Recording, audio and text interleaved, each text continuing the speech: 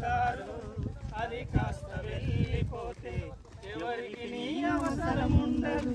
ఆత్మ నీలో ఉంటేనే అందరూ నిన్ను ప్రేమిస్తారు, అది కాస్త వెళ్ళిపోతే ఎవరికి నీ అవసరం.